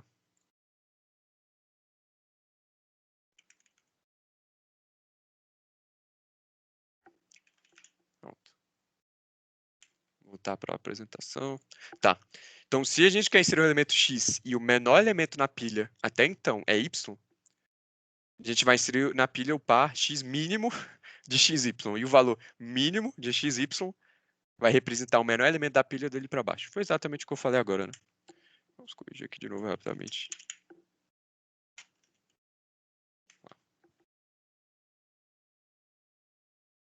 Tá. Então, tudo certo até aqui? Faz sentido para todo mundo essa ideia da pilha de mínimo? Então, assim, a gente está botando dois elementos na pilha, né? Pode ser um par de elementos ou duas pilhas separadas. Então, as duas dão parecido. Eu gosto de fazer uma pilha com par, justamente para poder fazer a min queue. Porque senão, quando você fazer a min queue, você vai ter que armazenar 4 pilhas. Com uma pilha de par, você vai ter que armazenar 2 pilhas. Não que seja um problema, né? Mas é questão de gosto. Então, isso aqui é um fato de, talvez quem fez ED tenha visto isso. Eu vi no meu ED, pelo menos. Mas se vocês não viram, eu vou exemplificar aqui para vocês. Vocês podem usar duas pilhas para formar uma pilha. Como assim formar? As duas pilhas vão ter o mesmo comportamento que uma fila. E aí, o que acontece se a gente fazer uma fila com duas pilhas de mínimo? Então a gente vai ter uma fila de mínimo, né? Por quê? As duas pilhas, os elementos que estão nas duas pilhas são os elementos que estão na fila. Se a gente pegar o mínimo das duas pilhas, a gente vai ter um mínimo total, e esse mínimo total vai ser o mínimo da fila, né? Nossa, entre aspas, fila, nossa fila imaginária, né? Então vamos ver como é que funciona isso. Aqui eu só vou considerar uma pilha normal, não vai ser uma pilha de mínimo, porque senão ficava muita coisa na tela. Então, como é que isso funciona? A gente tem duas pilhas. Uma é a pilha de inserção e outra a pilha de remoção. Lembra que quando a gente insere numa pilha, o que acontece? Quando a gente remover, a gente vai remover o último elemento que a gente adicionou. Só que numa fila, o que a gente quer de comportamento? Se a gente inseriu 1, 2, 3, quando a gente for remover, a gente quer remover primeiro remover 1, primeiro remover o 2, primeiro remover o 3. Na pilha, a gente vai remover o 3, remover o 2, remover o 1. A gente está fazendo exatamente o contrário, né? A pilha remove ao contrário da fila. Então, qual é a ideia? Então, a gente inseriu aqui os três elementos na pilha, a gente sempre vai inserir nessa pilha de inserção. Quando a gente quiser remover, o que a gente vai fazer? A gente vai remover na pilha de remoção. O que acontece se a pilha de remoção estiver vazia? A gente vai pegar esses elementos na pilha de inserção, vai tirar um por um e inserir na pilha de remoção. Então vamos remover, aqui é o topo, né? Na verdade seria remover o primeiro elemento da fila, né? Aí a gente vai tirar o elemento e botar na pilha de remoção. Tirar, botar, tirar, botar. E a gente vai tirar todos. E é importante que seja todos. Por quê? Quando a gente tira todos os elementos de uma pilha e insere na outra pilha, a gente inverteu a ordem. Olha só. 3, 2, 1. A gente fez isso. Sério, 3, 2, 1. Agora está na ordem 1, 2, 3. Então, se a gente retirar, retira 1, retira o 2, retira o 3, a gente retirou exatamente na ordem que a fila retiraria.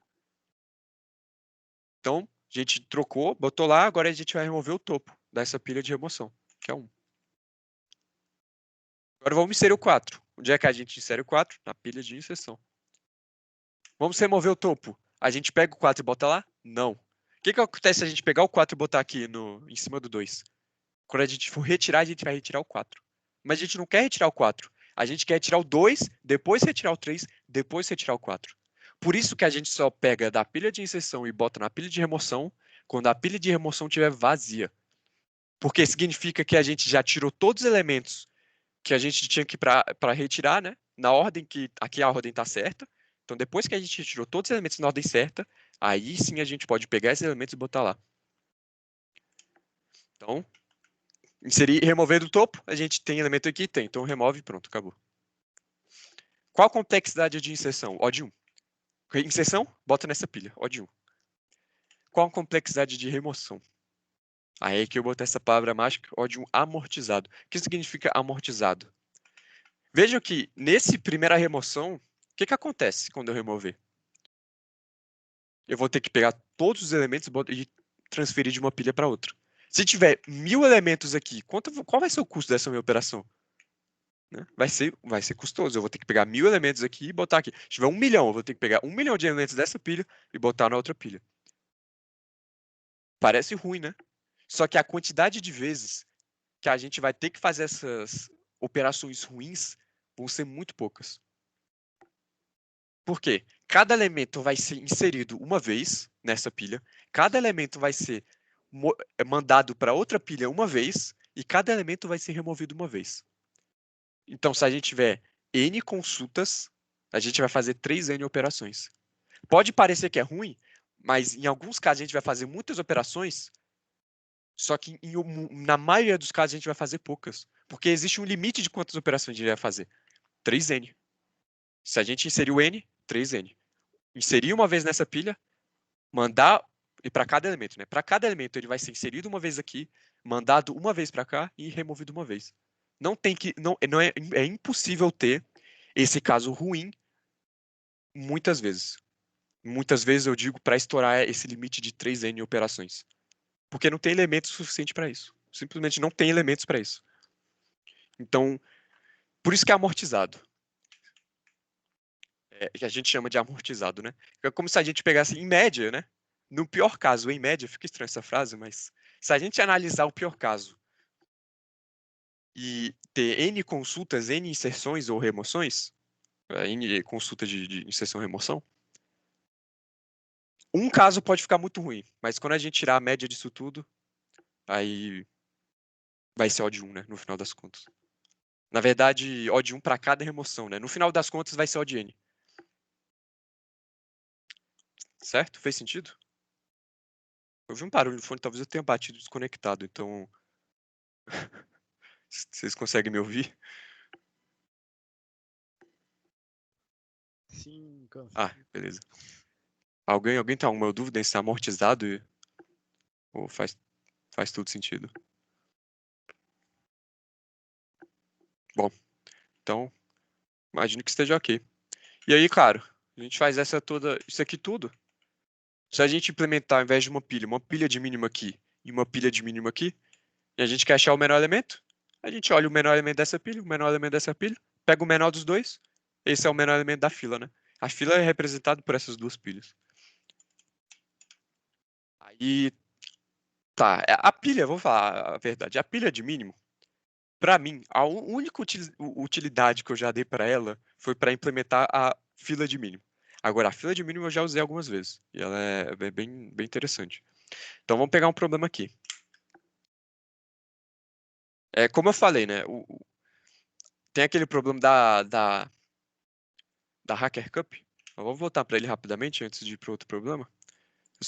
Eu não vou comentar o problema em si, mas eu quero comentar por que eu achei a fila de mínimo interessante para falar aqui, né?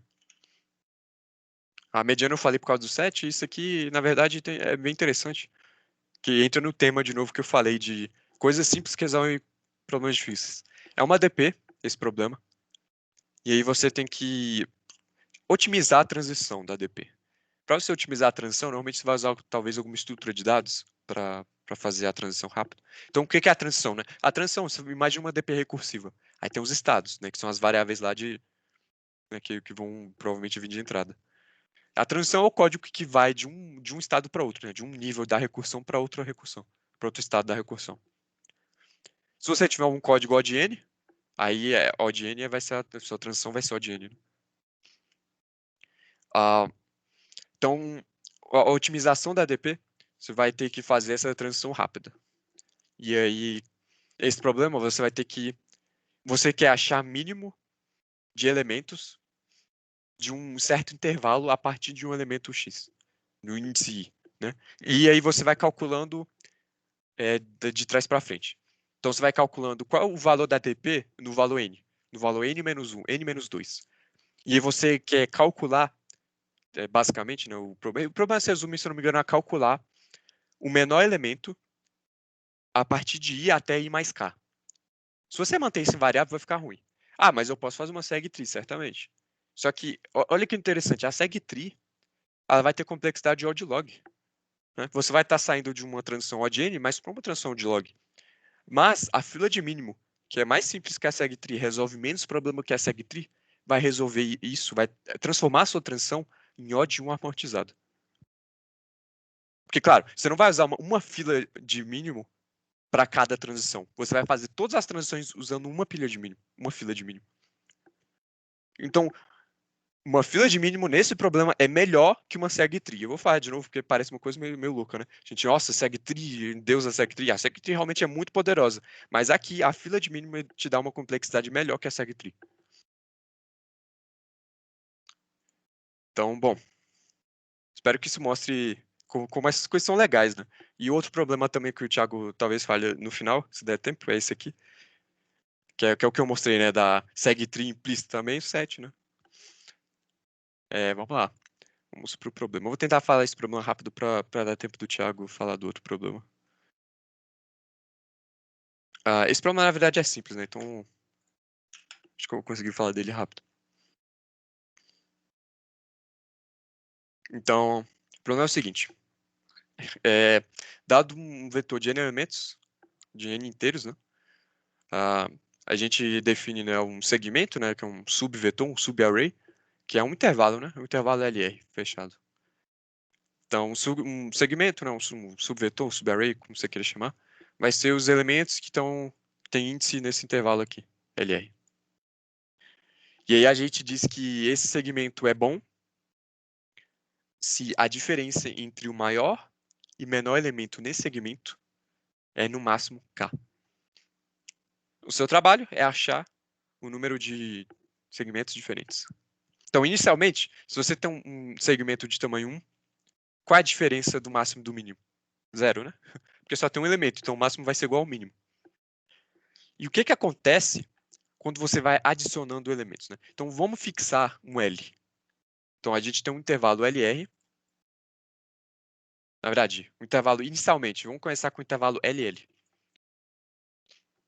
Então, a diferença aqui vai ser 0. Então, o que acontece quando a gente fizer um intervalo L mais 1? A gente vai estar adicionando o elemento à direita, né, no vetor. Então, a gente vai pegar o elemento L mais 1 e a gente vai considerar esse intervalo agora. O que acontece com o máximo? O máximo pode diminuir? Não. Né? O máximo de todos esses elementos. Se o elemento que eu adicionei é menor, então o máximo continua o mesmo. E se o elemento que eu adicionei é maior, então o máximo aumenta. Então o máximo, se a gente desenhar um gráfico aqui, um esboço de um gráfico, quando a gente tem 0 elementos, então não vai estar definido, né? Mas se a gente já tiver um elemento, qual é o máximo de todos os elementos? Vai ser ele mesmo. Então, o máximo ele pode continuar o mesmo ou aumentar. Então, aqui é um esboço, né, de como seria o gráfico. Então, a gente adicionou um elemento, tem 2 elementos, tem 3 elementos. Né? Isso adicionando, né, elementos, fazendo igual a gente fez aqui. Então, o máximo ele ou continua o mesmo ou ele aumenta. O mínimo é o contrário, né? Então, o mínimo ele vai ou diminuir ou continuar o mesmo.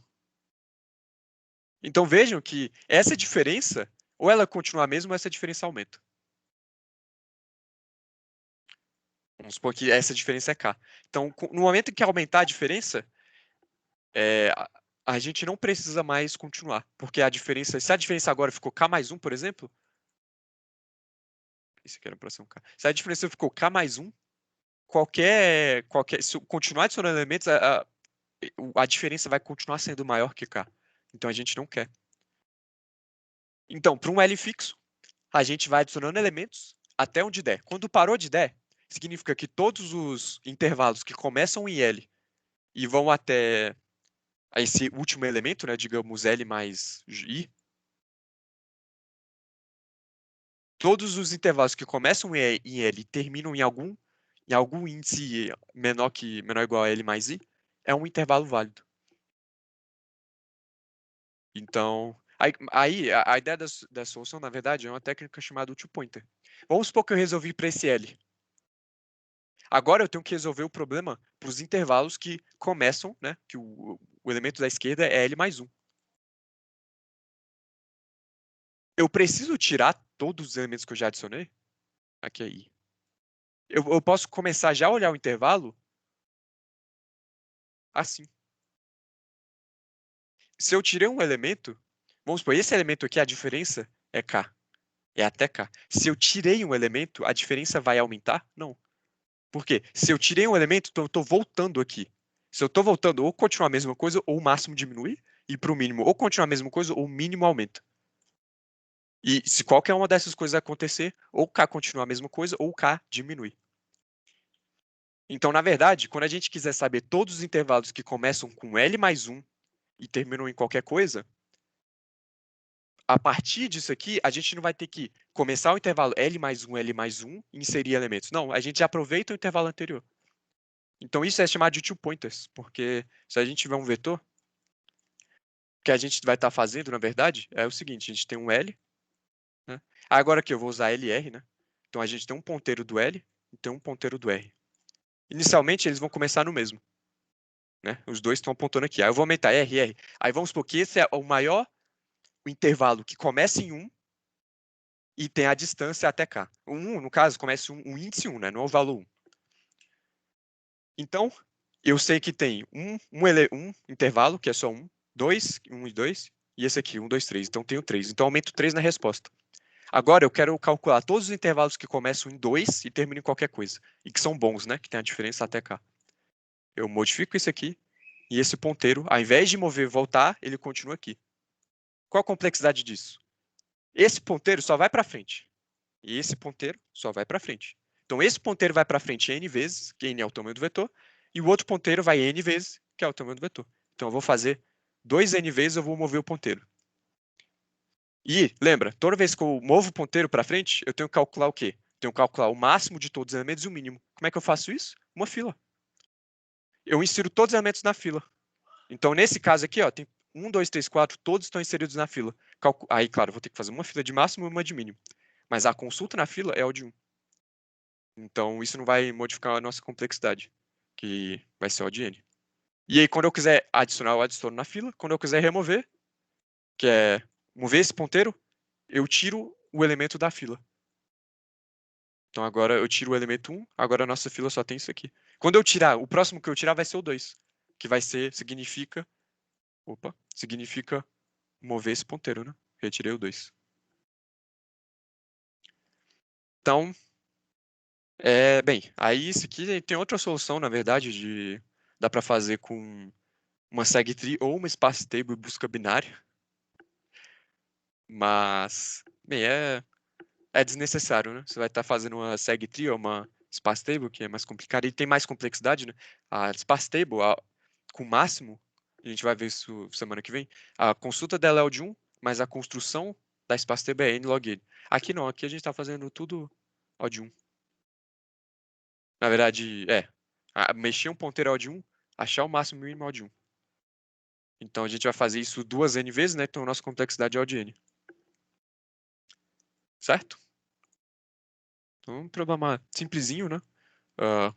O enunciado é pequeno. E, inclusive, ele é do EDU de two pointers. Então, se alguém quiser ver mais sobre two pointers, pode olhar esse EDU também. Ou mandar lá no grupo do NBalloon, mandar para mim. Enfim. Alguma dúvida desse problema?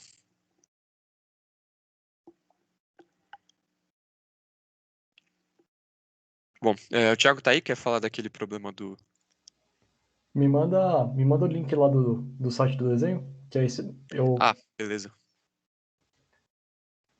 Acho que eu consigo explicar rapidinho. Não vou mostrar código não, vou só falar a ideia mesmo. É bem simples a ideia, só é mais chatinho de implementar, então eu tomar mais tempo para mostrar o código. Você quer compartilhar ou eu compartilho e mostro o problema? Pode deixar aí na sua tela. Tá. Eu consigo ver aqui. Você quer que eu mostre o enunciado ou os casos? Pode mostrar só o desenho, que eu explico tudo lá. Ah, tá. Beleza. Ok.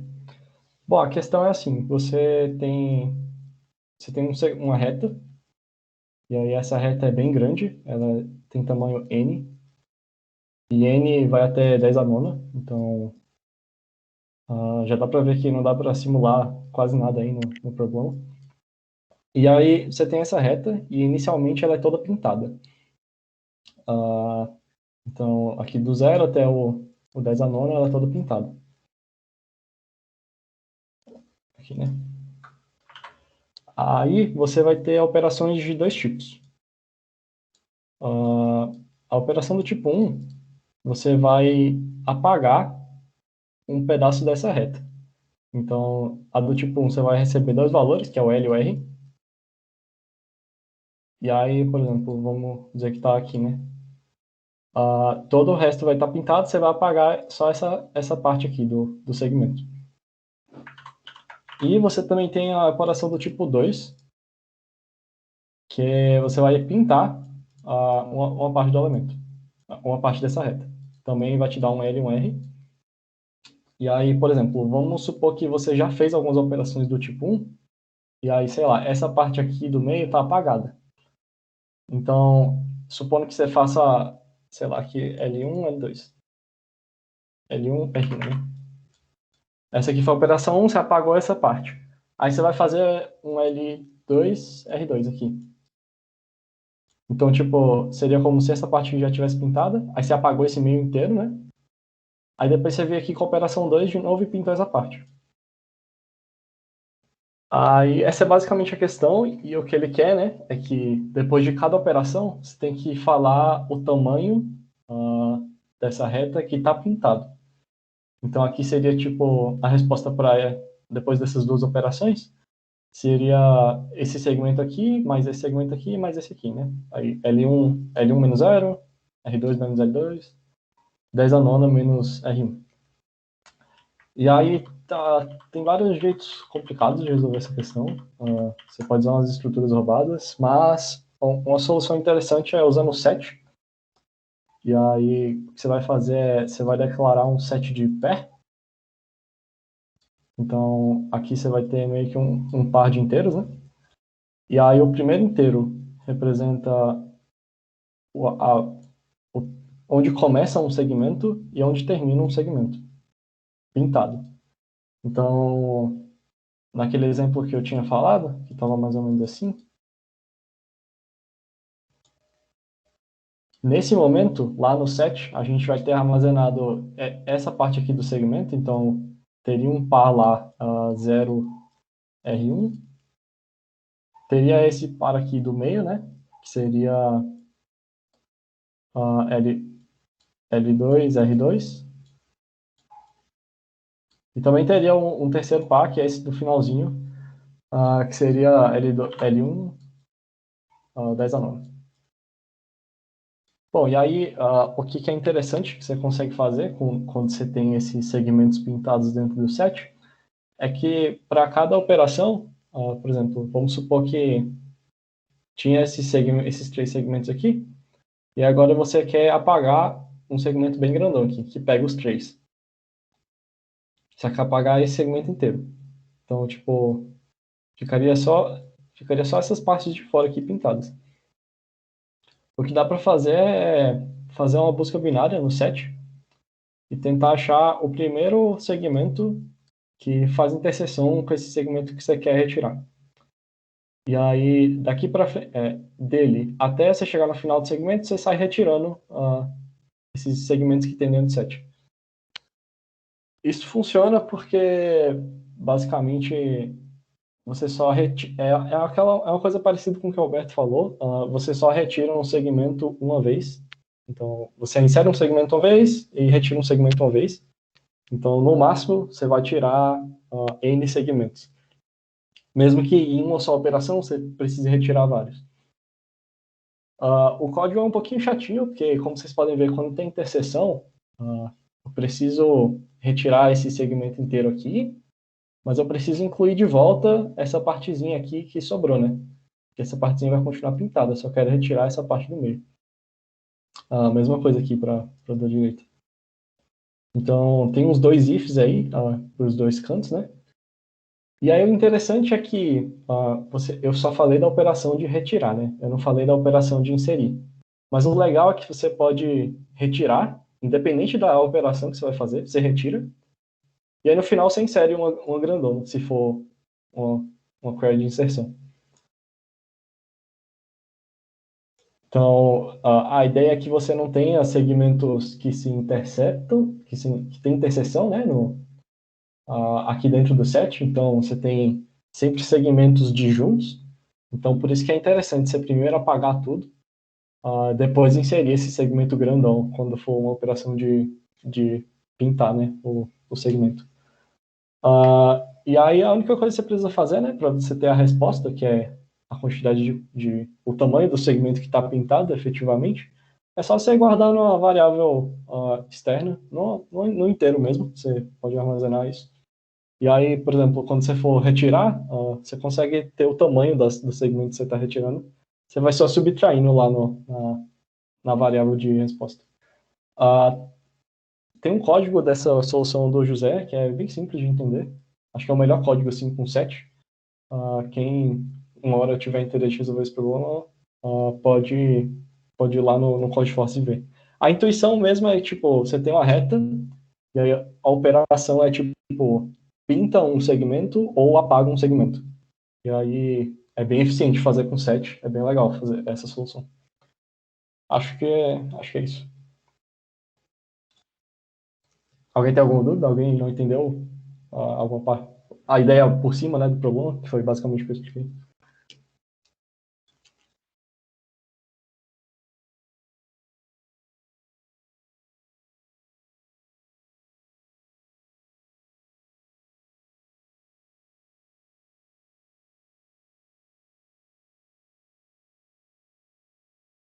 Uma solução que o Thiago falou, do José, é quem não tiver adicionado o José, adicione. Olhar os códigos dele é muito bom. Esse problema aqui, eu acho que é. Esse aqui mesmo. Ele tem um set de pé, e aí ele também tem uma variável answer, que ele inicializa com n, quer dizer, tá tudo pintado, né? E aí no início ele também insere começa com 1, né? Ele insere o par 1n, então quer dizer que ele pinta tudo primeiro. E aí vocês podem ver que tem esses dois ifs que eu falei, que é do início e do final. Tem esse while, que é para retirar os segmentos entre essa pesquisa que você fez, né? Lá em cima tem o upper bound também, que eu falei, que ele faz essa busca pelo elemento mais à esquerda que tem interseção com L. E aí você pode reparar que ele faz essa operação tanto para o k igual a 1, tanto para o k igual a 2, que é tipo o tipo da query, né? Ele sempre retira, mesmo que se for para retirar ou para pintar. E lá no finalzinho ele faz um if, k igual a 2. Se essa operação for de inserir, aí ele insere o segmentãozão gigante que ele tirou antes.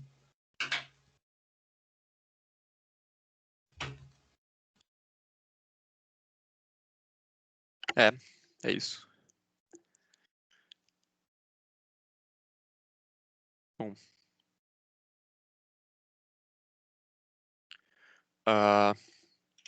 É isso. Alguém quer fazer uma consideração final? Eu espero que vocês tenham gostado da aula.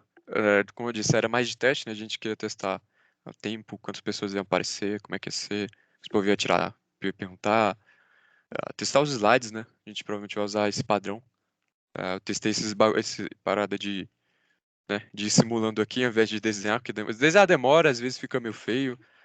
Aqui talvez fique um pouco mais claro, né? Desenhar é horrível. Ficou horrível aí meu desenho, tô vendo agora.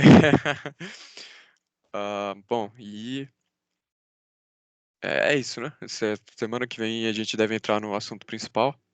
Então, estamos abertos aí a feedback, quiser mandar pra gente ou no grupo também, pra gente discutir em relação ao estilo das aulas, né? Como eu disse, 3 aulas, 2 de teoria, uma mais para resolver exercício, tirar dúvida. Outros conteúdos, se vocês estiverem achando as aulas muito rápidas, muito corridas, ou muito devagar. Se vocês preferirem uma aula de aula e outra de dúvida, né, alternado, ou 3 aulas de teoria e uma de dúvida, apesar de eu achar que ninguém vai preferir isso. Enfim, estamos abertos aí, né? Mas se tiverem coisa para sugerir para colocar aqui, exercício ou material extra, pode sugerir também, a gente bota.